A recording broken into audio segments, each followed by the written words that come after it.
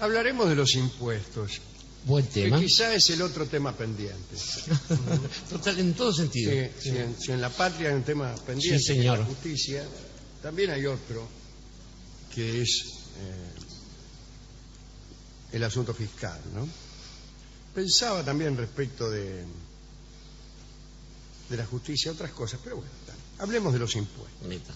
Tenemos una charla acerca de impuestos raros en la historia. Ajá. Empezaba con la historia de Minos, pero el otro día hablamos de él. Sí. Y vamos a sacarla como ejemplo, ¿no?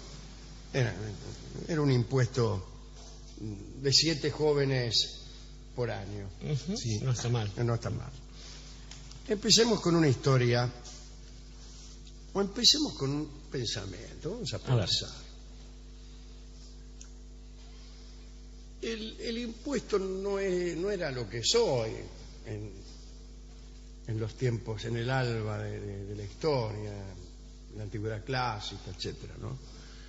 Y más bien estaba relacionado con el tributo. Ujú. Un tributo que imponía el más poderoso, incluso el que vencía en una guerra, o aquel que fuertemente hacía pesar sus privilegios. Siempre hemos tenido, quizá a partir de esa idea primigenia del impuesto como un tributo que te impone el que puede más que vos, la idea de que los buenos cobran bajos impuestos y los malos cobran impuestos altos. Eso es una idea muy fuerte. Sin embargo, en la actualidad, en realidad los impuestos más bajos son los que se pagan en regímenes bastante retrógrados. ¿Retrógrados por qué? Porque la ausencia de impuestos implica también una libertad de mercado que conlleva la no intervención del Estado para suavizar ninguna clase de privilegios que las clases poderosas vinieran a tener. Es decir, se puede prosperar tanto como uno quiera, no hay límite a eso. Claro. Y las injusticias que naturalmente se producen con la economía de mercado no son remediadas por una política impositiva de ningún gobierno. ¿Cuál es una política impositiva adecuada? Es la de suavizar las diferencias y garantizar que se cumplan los servicios del Estado, pero al mismo tiempo quitar a los que tienen mucho para dar a los que no tienen nada. Sí, señor. Esa sería la idea. De manera que una nación, llamémosle progresista si usted quiere, tendría que cobrar altos impuestos a los que tienen. Repito, a los que tienen. Hablemos del tributo ordenado por Ergino a los tebanos. Un tebano llamado Terienes había matado al padre de Ergino durante unos festejos. Ergino entonces reunió un ejército, marchó contra Tebas. Después de exterminar a muchísimos soldados y habitantes, concertó con el rey de Tebas un impuesto en el que exigía por el plazo de 20 años la paga de 100 bueyes por año. Como el cobro le parecía excesivo, Creonte, el rey de Tebas, pidió ayuda a Heracles. Sí. Y el héroe, en una ocasión, interceptó a los cobradores de impuestos que venían a buscar los bueyes a Tebas, les cortó la nariz y las orejas y se las mandó al propio Ergino. Bueno, indignado por el ultraje, Ergino atacó otra vez Tebas, pero resulta que estaba Heracles defendiendo la ciudad y nadie podía con él. Él solo ganó la batalla e impuso a Ergino un tributo el doble que el que él quería cobrar a los tebanos. Y entonces el rey de Tebas, Creonte, agradecido, le dio a Heracles a su hija mayor. Bueno. Esta es una historia muy edificante en todo sentido. No me podría dar la menor, dijo Heracles. Imagínese la FIP procediendo así, claro. En la Edad Media, bajo el régimen feudal, existían unas cargas anuales que los vasallos debían pagar a los señores a cambio del lugar que el señor les concedía. Es decir, ahí ya empieza una idea de toma y daca. Sí. No es que se le impone un tributo por puro prepo, sino que hay una relación entre un servicio dado y un pago, que siempre es favorable al que detenta la fuerza. En este caso, se hacían censos de todo tipo y en Bolonia los arrendatarios de los benedictinos de San Crópulo pagaban, se llamaba censo también a esta clase de pagos, claro, ¿no? Pagaban un tributo simbólico consistente en el humo de un pavo cocido. Pagaban solo el humo y no el pavo entero. Ajá. Pero lo que importaba era admitir en el otro un derecho. Bien. En Poitou, los vasallos del señor de Tulabó estaban obligados a ofrecerle todos los meses un canario atado con un piolín. También se trataba de un gesto simbólico de sumisión, más que un impuesto oneroso. También estaban las gallinas de impuesto, cuyas plumas servían para hacer colchones. Cuando el rey de Francia se alojaba en los pueblos de provincia, el señor de cada lugar tenía la obligación de proporcionarle almohadas y colchones que debían estar confeccionados con plumas de la mejor calidad. Así, cuando el rey llegaba de visita, el castillo de cada anfitrión se llenaba de gallinas que los campesinos tenían que entregar para hacer almohadones y colchones. Se ha dicho que Luis VII debió abandonar el castillo del señor de Poitou, pues había tanto olor a gallina que no se podía dormir. Lo entiendo. ¿Quién no ha tenido una noche de insomnio? Pero vamos. Por olor a gallina. Algunos impuestos extraños consistían en cosas de escaso valor, pero difíciles de encontrar. Había señores que no exigían más que un conejo, que debía tener la oreja derecha blanca y la otra negra. Algunos vasallos teñían a los conejos para poder pagar el impuesto, pero si eran descubiertos los multaban con más conejos. Claro. El señor de Rouen requería cabellos de mujer que debían ser entregados por la propietaria de esos cabellos, sí, en el mismo castillo. Muy bien. Feudal. En periodos prósperos, el señor de Rouen exigía que sus vasallos músicos vinieran a tocar, y a los artesanos también les hacía entregar el producto de sus habilidades. En muchos casos había espectáculos denigrantes. En el señorío de Gandieu, aquellos a quienes se les otorgaba el derecho de pesca estaban obligados a bailar un paso que todavía nadie conociera, a cantar una romanza que no se hubiese oído, con una letra que no fuese copiada. Richelieu refiere que los vasallos de Borgoña tenían la obligación de imitar a un borracho, de bailar al modo de los labriegos o de cantar ante la esposa de un señor dominante. Los juglares que entraban a París en tiempo de Luis IX, San Luis, ¿no? San Luis. Se eximían de los impuestos cantando coplas.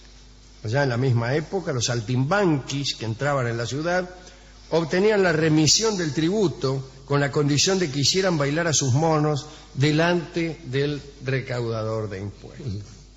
Las mujeres en Poitou, si no podían entregar sus cosechas, estaban obligadas a golpear y arrojar piedras en los fosos del castillo del señor.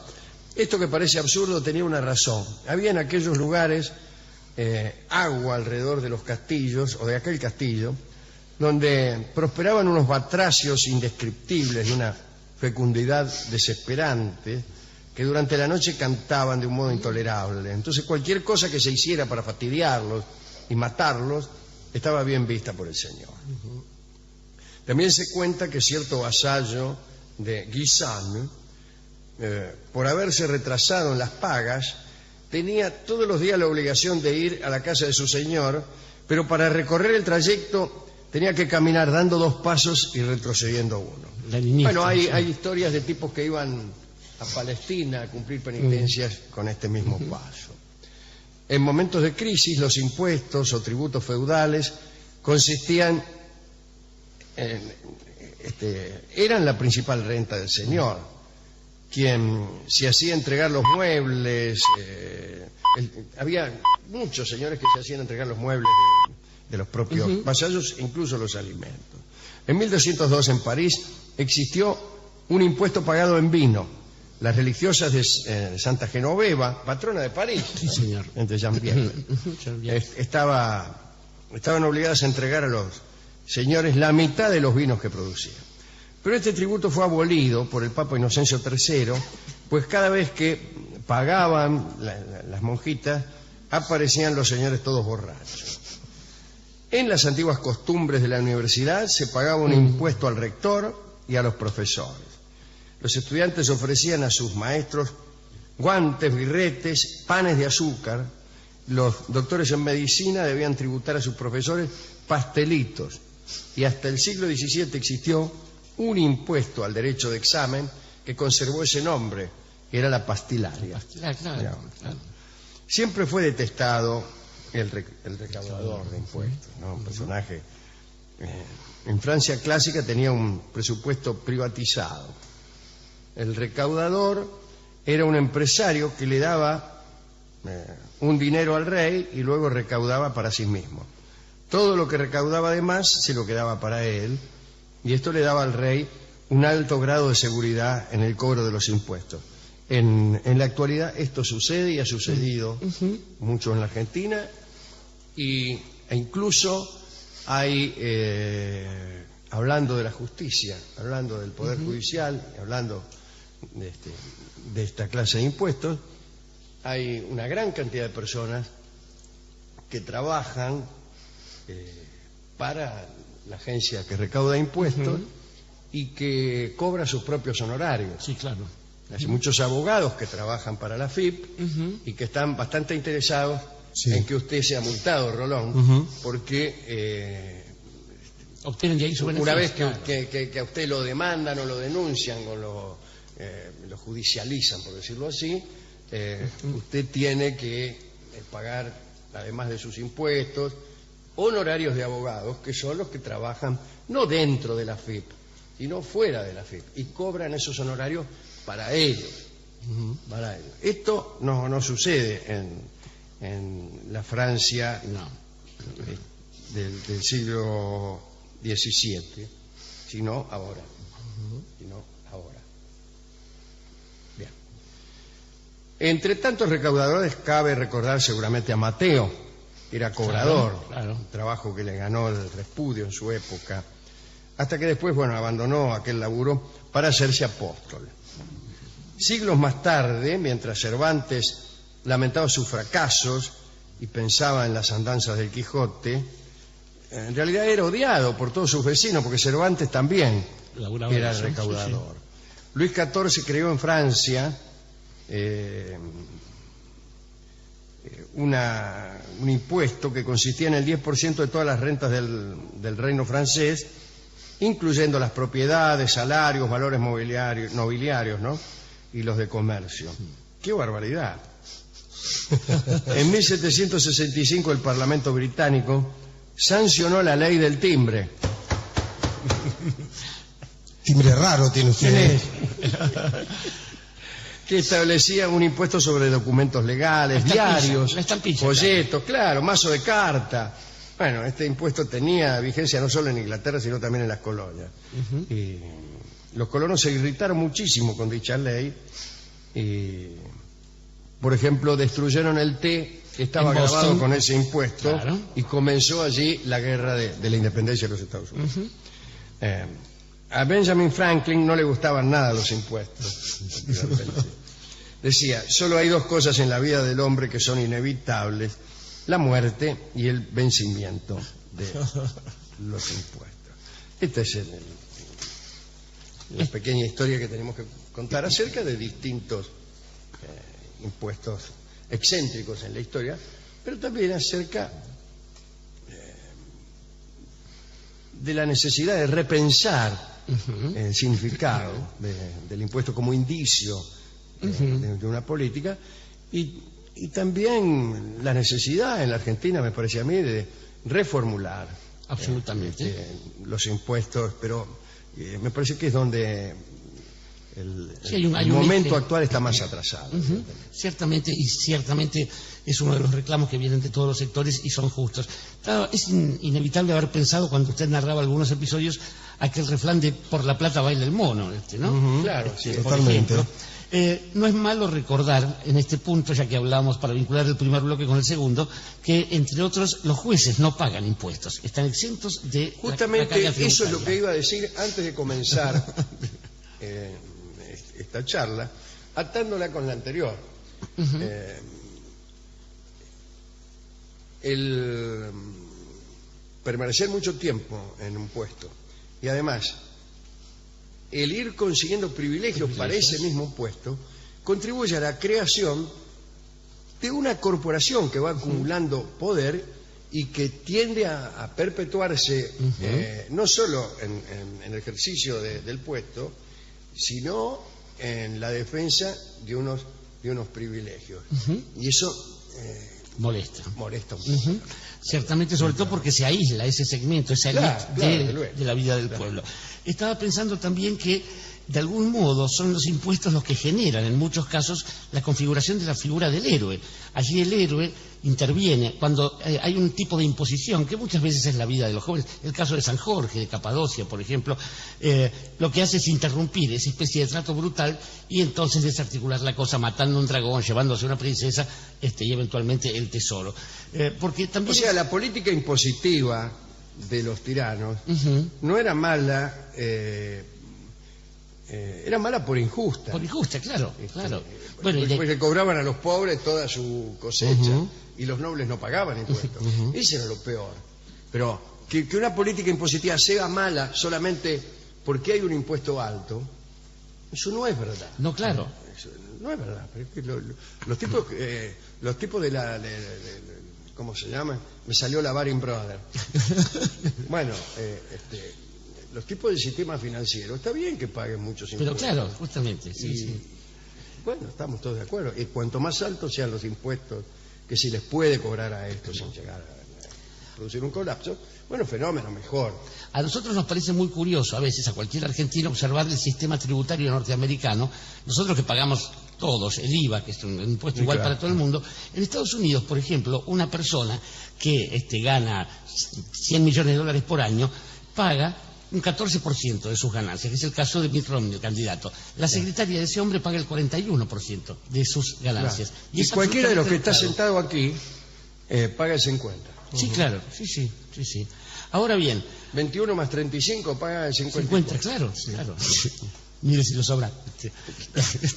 Digo que hay situaciones en las cuales el impuesto no es admitido porque el orden establecido ha caído y hay que imponer uno nuevo. Estoy pensando en la Revolución de Mayo. Y entonces se impone una práctica que es la del impuesto a lo pavote, que es la expropiación. El general Belgrano lo tuvo que hacer. Claro. Y entonces ahí cobra un sentido distinto la carga. Ya la carga es no solamente lo que se le debe al Estado, sino un castigo por no acompañar. Sí, pero eso produce la destrucción de la economía. La destrucción de la economía, justamente.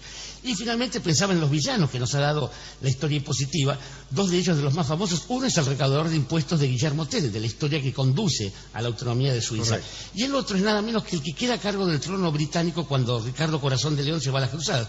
Juan Sin Tierra. Y en él estaba pensando yo, porque es contra los impuestos de Juan Sin Tierra que luchaba Robin Hood. Y después hay categorías que en la Argentina también deberíamos entender alguna vez, porque un impuesto no es lo mismo que una retención. Una retención es aquello que se saca de costadito cuando hay demasiada ganancia. El impuesto es otra cosa. Entonces, bueno, la renta agraria extraordinaria exige una retención, para todos aquellos que no hayan entendido el escándalo de la 125. Y finalmente, digo, está bien, estamos hablando de impuestos. Y finalmente hay otras formas de impuestos que son mucho más vagorosas, querido Alejandro, y que tienen que ver con esos acuerdos que se hacen en los cuales uno no paga por mes una cosa, uno no paga una cifra del dinero de pronto, pero sí a cambio de ese poder que ejerce, por ejemplo, una persona amada, uno tiene que entregar, cosas de sí mismo, que puede ser la autonomía, puede ser, en fin, la dieta, vaya uno a saber tantas cosas, que no son los impuestos que uno paga, nada menos que por un cariño. Y por un cariño es la canción que vamos a escuchar en la voz de Amalia de la Vega, una extraordinaria cantante oriental.